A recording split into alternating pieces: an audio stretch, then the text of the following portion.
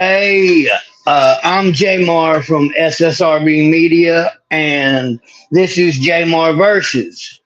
Now, tonight, I have a very, very special person on here. I'm just going to say I'm his guest. I'm going to let him take over the show. While after we go through these questions, let me rephrase that. but All right. uh, who am I speaking with? Go ahead and introduce yourself. If they did not know, if they did not know, I am Phezzo the Beast. I am the gold champion. I will also be the neon champion very, very soon. There is no doubt in my mind. There shouldn't be any doubt in anyone else's mind because I am him. Okay. Before we get started, all right. My daughter's 9. She loves battle rap. She watches it with me. Nice. And, well, anyway, she is crazy about you and she wants to meet you. Would you care if she said hi? No, not at all. Come here. Hi. Hey, how are you? Good. Since when did you start watching battle rap? Yesterday with my dad. and I happen to be one of the ones that you like. Uh-huh. Well, that's good. I'm glad I could have you as a fan. It is my honor to have you as a fan. You too. Thank you. You're welcome. I like um I like when you went against Paul Deuce. You actually remember these things. Mhm. Nice. I'm glad that I could be such a guy that you would actually look at me battle rap because I don't know a lot of people that like to watch me battle rap, especially not your age. Mhm. I don't know. I just like watching y'all because it's cool to watch you battle rap people. That's cool. Well, I tell you what, I will continue to do my best so that way you can continue to watch. Okay. Thank All you. right. Let me talk back to him. Okay. Bye. Bye. Thank you so much for that, man. Thank Not a you. problem at all. All right. Are you ready to get started on this interview? I'm ready when you are. All right. My first question. All right. Can you describe your journey into battling? And if there was any moments where you considered giving up, what factors or motivations kept you persevering? Uh, there was a few times actually where I considered quitting battle rap overall because there's a lot of politics that come along with it. That a lot of people on the outside looking in do not know. So because of that, that was like one of my biggest things. But I started in 2018, so we're looking at 5 years right about now. And it started off kind of primitive. I did a lot of the online stuff.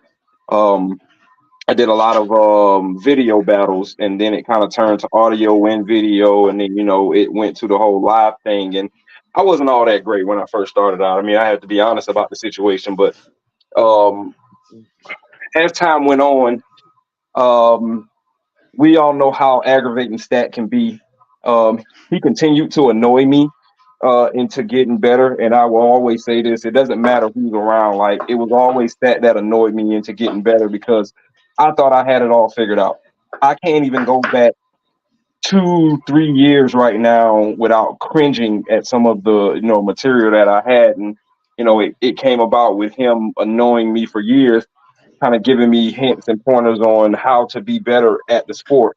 Um, I I battled a guy named Rob Raw in Mississippi, and this was for a title defense, and this was UBL South at the time, and lost that to judges, and that was like the biggest thing that made me consider being battle rap overall.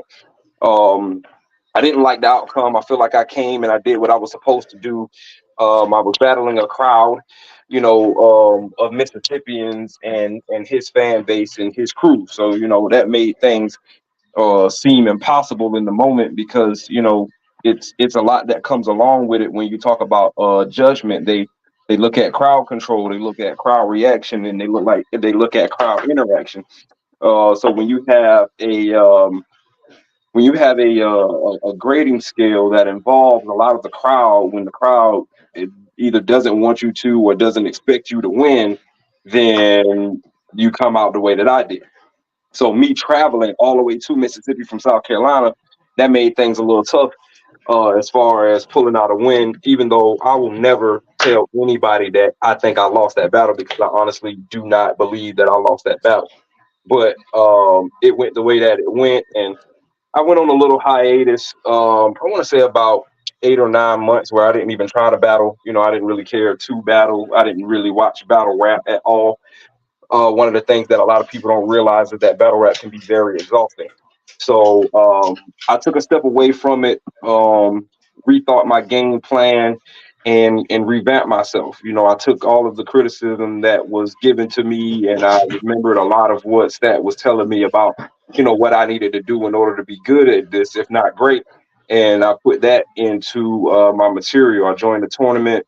I beat 3 people in one night, and you know, from that point on, the rest is pretty much history. We're here now. So when this league was started, I was very hesitant to do it because it was a tournament style thing, and tournaments just hadn't put in a bad taste in my mouth at that point in time. How I got snubbed out of tournaments before beating people, but you know, when you're not crowd favorites, it turns into something that it does not need to be, in my personal opinion. But that's the nature of what we deal with. So, you know, I gave Stat hell on not wanting to join it. And you know, eventually he was able to convince me to try. And like your daughter said, you know, battling Paul Deuce first, a lot of people give me, you know, a lot of flack about, well, she almost won or she could have won, and she was like real close to you and rapping and all this other stuff. And that came along with me not caring. Yeah. And that's my fault. I should never be like that. But because of the way that it went in my own mindset, you know, you can be your own worst enemy. So, you know, with my mindset being the way that it was and coming into the tournament, I half-assed a lot of it. I mean, I cannot sit here and front. I wrote a lot of different things, but it didn't make the cut because I felt like it was too good for who my opponent was going to be. So I half-assed it. I put some stuff together. I made it work enough to win, and then along the way, I started to hear a lot of, well, you're not good or you're average and you ain't that much better than us or not. I understand the feel. And that made me mad. So I started showing them what I could really do. From that point, I battled on GTX one time, and that one was a little bit lopsided. Some miscommunication, I guess you could call it, because of what the time limit was. That's another thing that plays a part. I was told one time limit, the guy went another time limit, so all I had was the material that I had. But the second time I battled on GTX, I wowed everybody because they weren't expecting that from me because of the show that I had put on previously. But my thing was, when you give me time, I'm much more dangerous. You're talking about a 2-3 day period to be prepared in comparison to a 2 week period of being prepared. So I went there and I showed that. So winning the tournament and having the gold belt, now, you know, you have the neon one. If I'm being honest, I didn't want them to have shit. Like nothing. None of the titles. I hated everybody that was in any tournament. If it wasn't me or it wasn't T winning or competing for it, I didn't want them to have it. Like the Onyx one, I didn't join that because T joined that. T didn't join the Neon one because I joined that. I didn't join the Network one because there was hints that he might want to join the Network one. So if it was that, honestly, I would have been in every single tournament trying to beat the shit out of them, because I don't want them to have not one single title. I don't like them. I think they suck for the most part. Like, if I had to grade out overall talent pool, we'd be like a 4. If I'm being honest, like, they need a lot of work, and they don't see that. They just think that they can jump off the porch and be great, and it doesn't work like that. Like, again, a lot of these guys are new, they're green, they don't understand like the concept of what battle rap is, whereas I've been doing it for a while. The problem is, and I can't not say this, being completely honest, I had the same complex when I first started. Nobody could tell me nothing. I thought I was the greatest thing to ever walk God's green earth. And then I was shown a thing or two. For instance, who just battle puts? Chrome, Salazar, right? Yeah. While Chrome is good, Put showed a different, you know what I mean? Like it was a major difference in the comparison of what the material was in the moment. They putting people like Toddy against Keith. It's not even fair. You know, like why do I want to see somebody sit there and get punched on for 3 minutes? Like that is crazy to me. But I know that's what's going to take place. But they walk themselves into these situations because they talk. They got a lot of mouth and they think that they can. So, but before we even got to this point, if I'm being honest, I told them, slow your roll, take your time, build yourself, learn the craft. All of this. I was the nice guy. I was the nice champion. I was trying to give them the game, and everybody just kind of went off on their own. And just because it didn't work for you, don't mean it won't work for me. And I'm like, I'm telling y'all, I done seen it. They'll put you against the biggest names, and every time you lose, even if you do good, because you lost, your stock drops. Because every time you lose, you take a hit to what your persona is. They're gonna remember you losing. It doesn't matter who you lost to or how you lost. If you can't stand in the ring with the greats, you mess yourself up. You mess around killing your own career before it even gets started. And here we are. And the same thing that Keith, did they even battle? I don't even know. Would do the Toddy. I'm going to do the Toddy. Like Toddy has no chance in hell of beating me. Like he doesn't have a snowball's chance in Arizona right now. It's not going to happen. He can believe this as much as he wants to and, talk himself up and all of this other stuff. But the reality is he does not stand a chance when it comes to battling someone of my caliber. And I'm not even saying that I'm the best thing that ever did this, because now I know better. But he thinks that because he did what he did against E-Real that it would be enough. I'm like, Tyler, I don't care that you 6'8". I don't care about nothing about that. That means nothing to me. You can stand beside me and my head at your shoulders, and I'm still gonna beat you like you 2 foot tall. It's not gonna mean anything. So we'll see what happens with that. But I already know which way it's gonna go down. Yeah. Everybody that has seen me rap to this point know that I have not gone backwards since they started watching me actually rap. So because of that, I have to kind of keep that whole thing going. Macho, this coming weekend, they'll see it again. I have no intention of not being great. So everything that comes along with this, like it pushes me to do better. It pushes me to be better. And while they're trying to be good, I'm working on greatness. You know what I mean? Like I'm that much further ahead. So I just have to keep kicking the crap out of them until I guess they understand that there's nothing that they can do with me, and they'll never, and I mean ever, take my belts unless I so decide to give them away. That's the only way that's going to work. Yep. I agree with you because you're on a. I'm not just saying this because you're the champ, but I've watched a few of your battles, bro. Like Gully and Peas and a few others, man. You come with it. Yeah, those are the live ones. Yeah, I like those, man. And you come with it, man. You do. And so they're gonna have to come with it, and you're different. There's a lot of good talent in SSRB, but you're the champion for a reason. That's all I'm gonna say, and I'm just gonna leave it at that. Yes.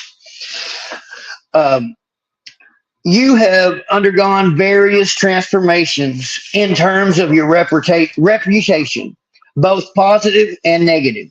Could you discuss these experiences and explain how you managed to alter the perception surrounding you for the better?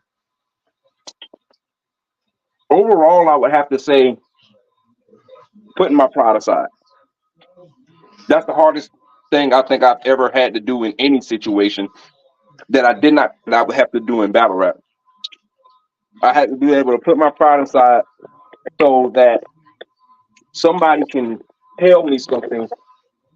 I listen to it, work on it, and then apply it. And then, like that's really like the biggest thing for me.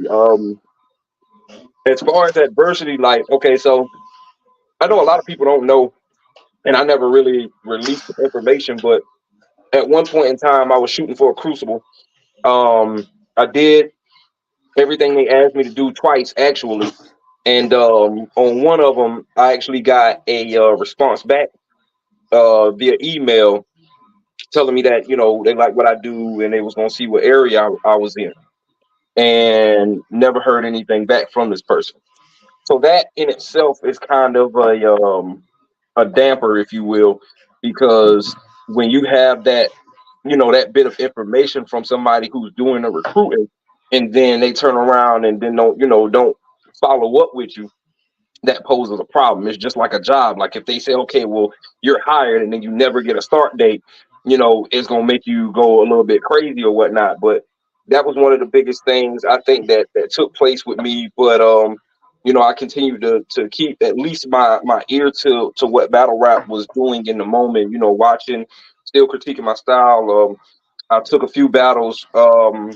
At various places, as long as they was around South Carolina. That was my biggest thing. I didn't want to battle outside of South Carolina because I started my career off battling outside of South Carolina. I mean, from New York to Georgia to Arkansas, like I've been quite a few places doing battle rap, but never battled in South Carolina. So that was like my main thing. And I got a little bit of a cloud up from battling around here, and that made, I guess, you say, my life a little bit easier in a sense of I had footage to prove that I could do what I said that I could do, like the battle versus Peas. A lot of people didn't think that I was capable of that caliber of material and crowd control. And this was, again, even though it was in the state of South Carolina, the city was his. So he was born and raised in that city. The crowd and whatnot was there, knew who he was more so than what they knew who I was.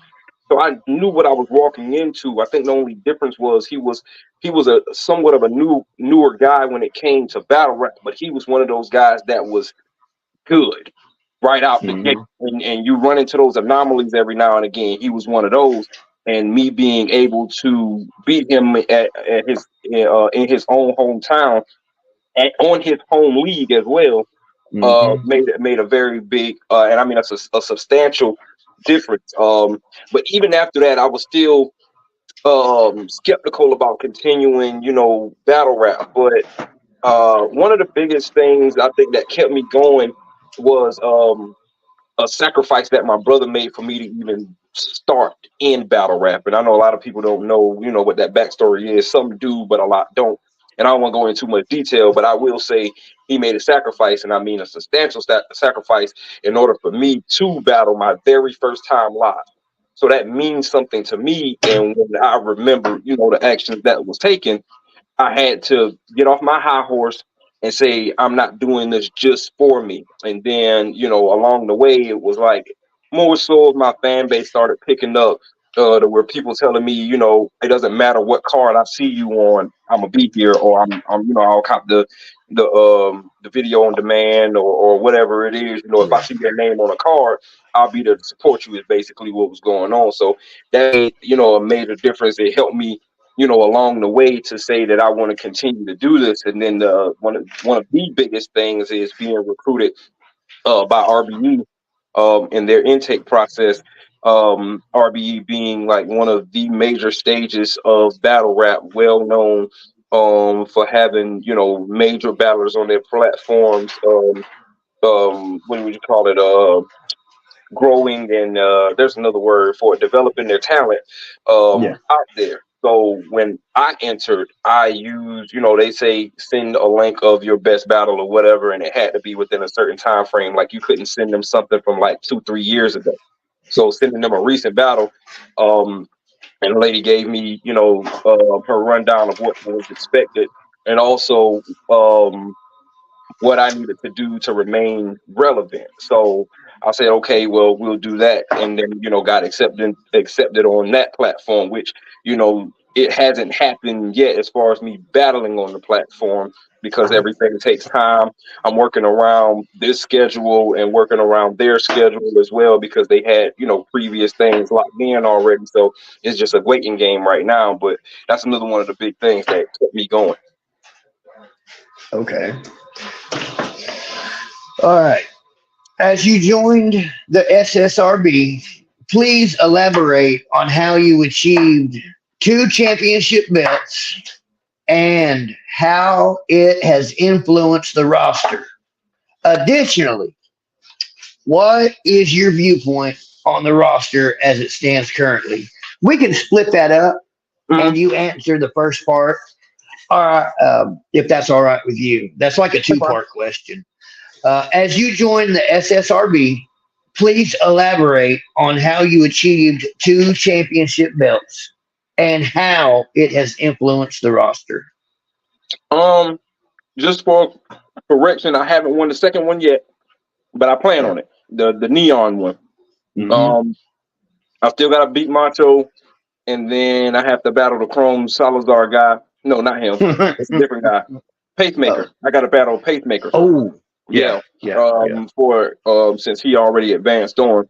I don't see that as being a problem, but I'm already claiming it. As you can tell in my name, I'm the Goldion champion. But anyway, as far as how it affect the other battlers on the league, the roster, I think a lot of them hate it. I gotta be honest. I really believe that they absolutely hate it, and I think that they hate it because it's me. Like, I don't interact with them.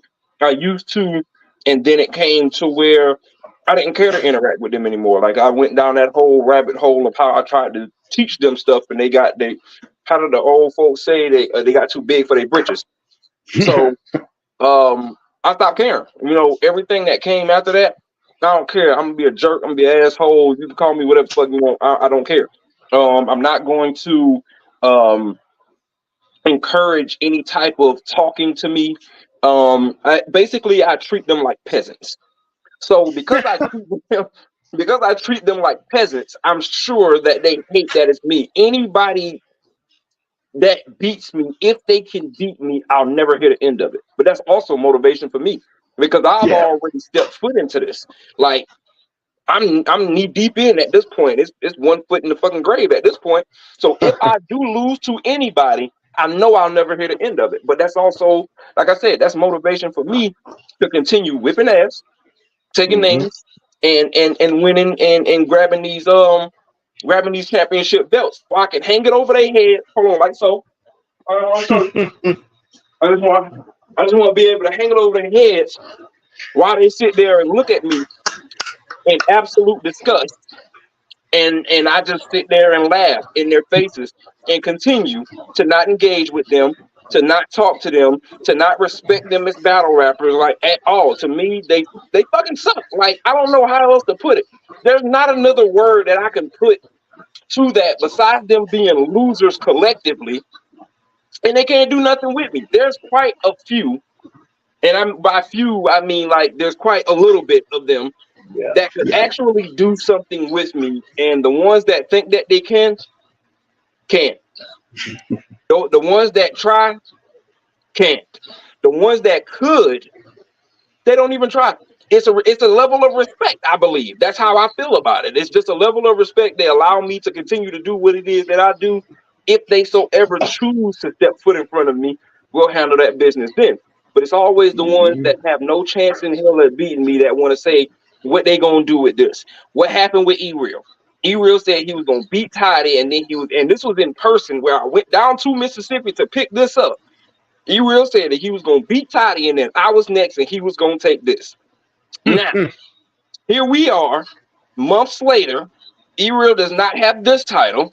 He does not have the Onyx title that he was supposed to battle for. And here I am with this big, beautiful red and gold and blue belt. And I plan on winning the neon one too. And I hope it's green, because, like, how the background of it is. So I want that one too. So that way I can have another one on this shoulder.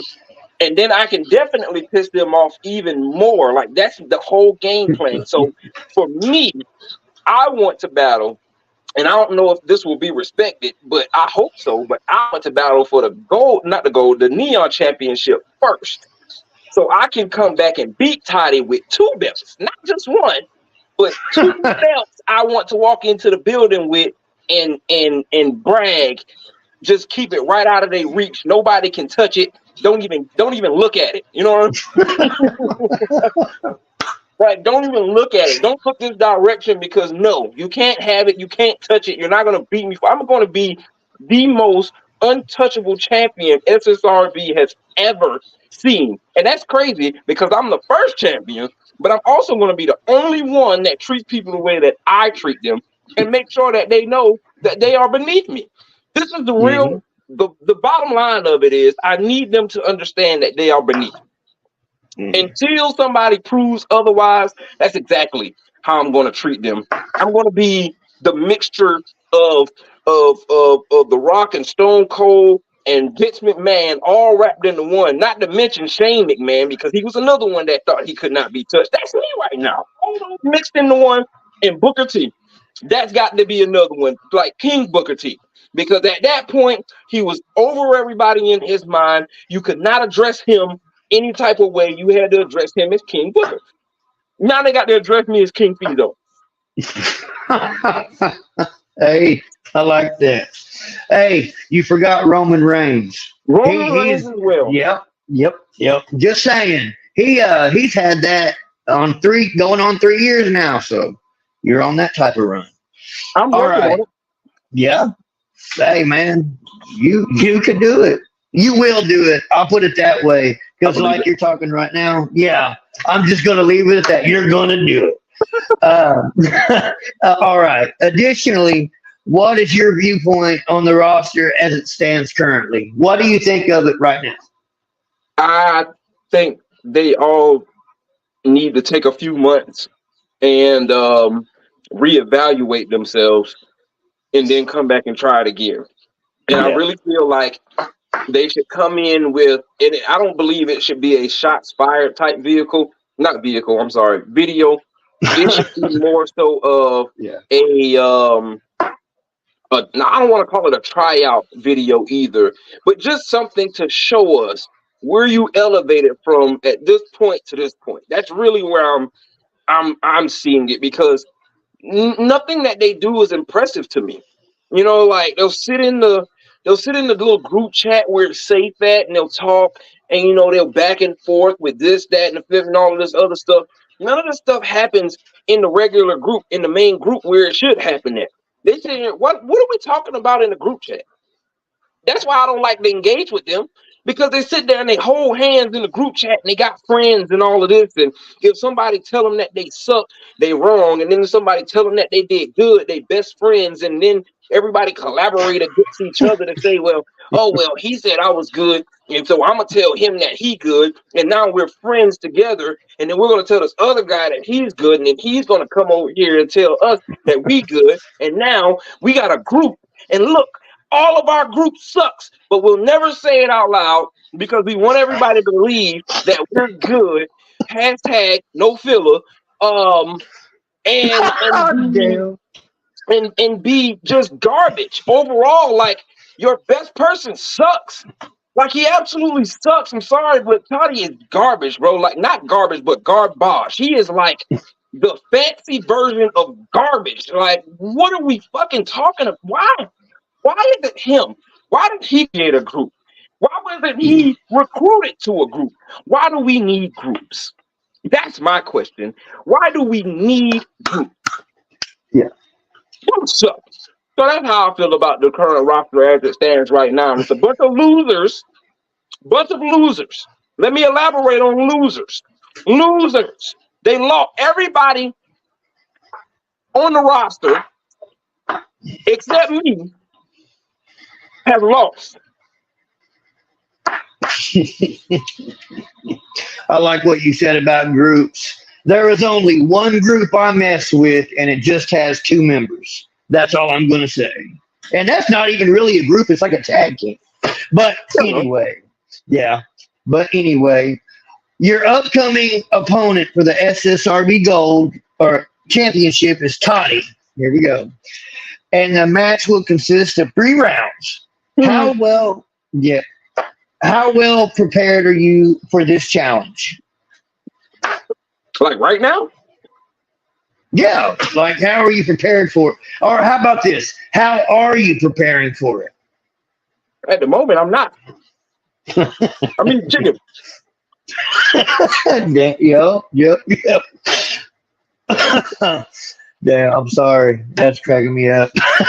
All I'm right. stupid. I crack myself up. Don't pay me Bro, no attention.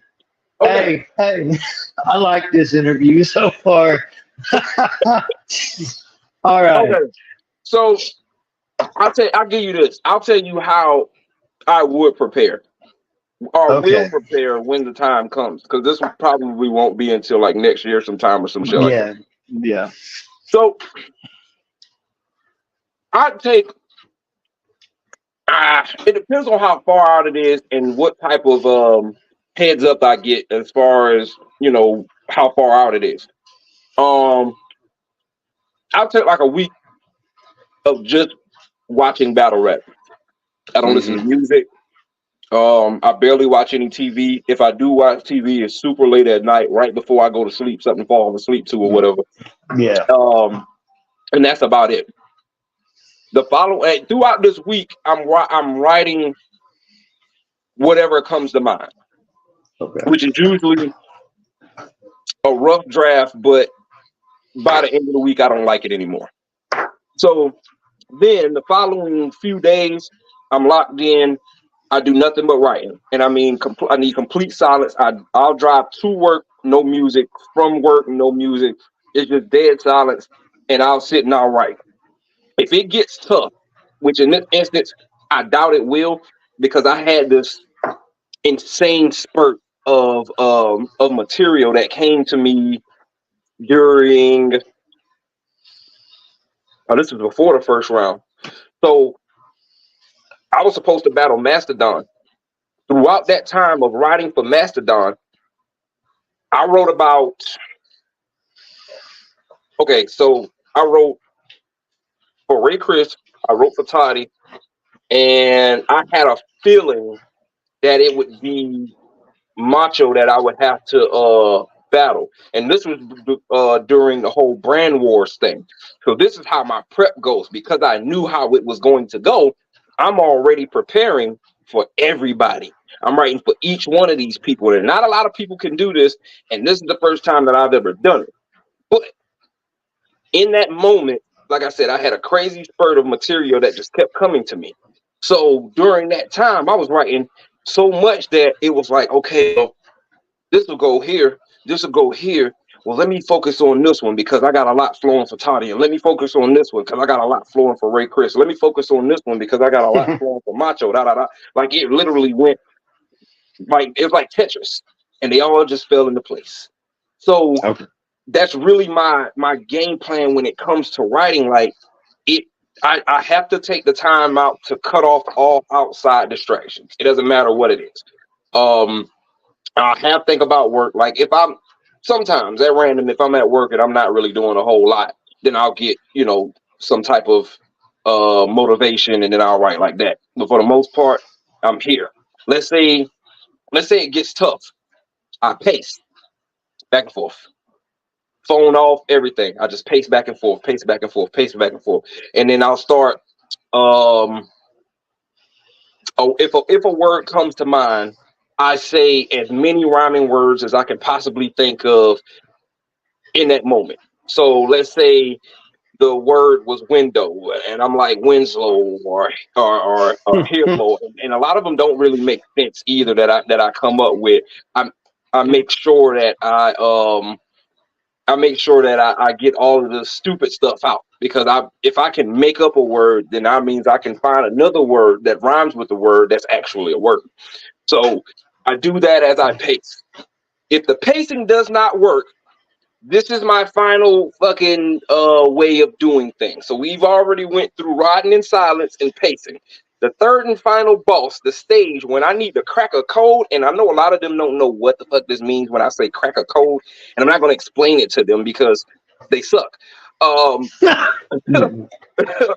when I need to crack a code, I lay out, I literally stretch out on my carpet, what would you call it, dining area.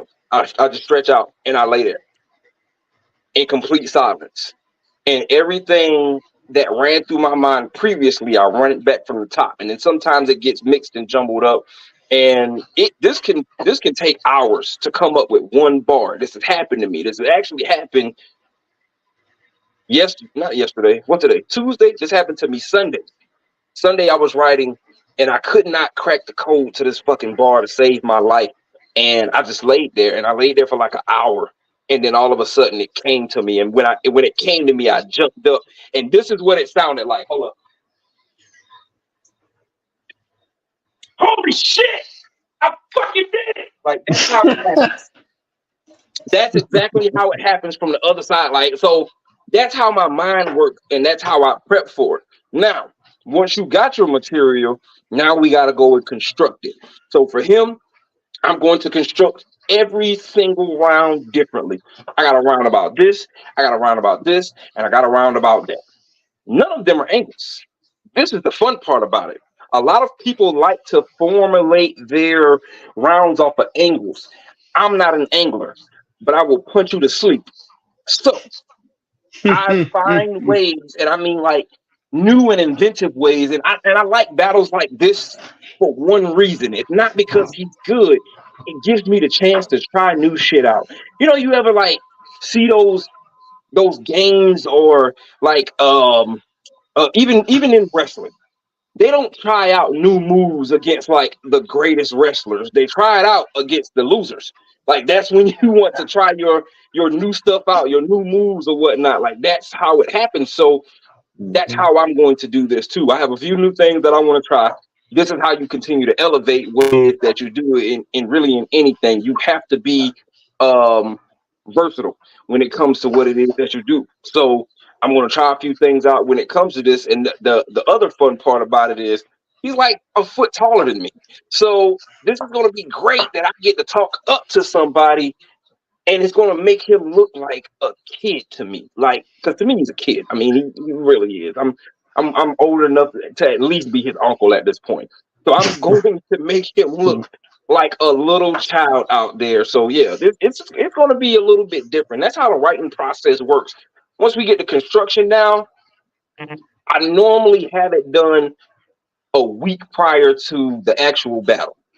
But because I've already started writing for him, this is going to make it very easy for me because that gives me that much more time to internalize it and be comfortable with it. When you're comfortable, it comes off so natural on camera that nobody can deny you of what it is that you said. Like, and a lot of these things that they don't know that I tried to tell them, I'm going to utilize these things in order to make sure that it resonates to them the way that I want it to. Like, this is how it's a one-man sport at that time. I'm the puppet master, and I'm working the strings, and they don't even realize it.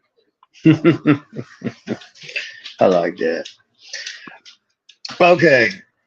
We noticed the promo you released regarding the match.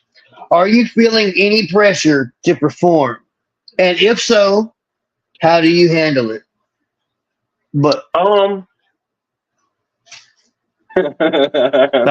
hey man, I was just gonna be like, you don't have none, you know, like, you ain't worried. So, but I mean, go ahead. There's no kids around, right? Nah, she left.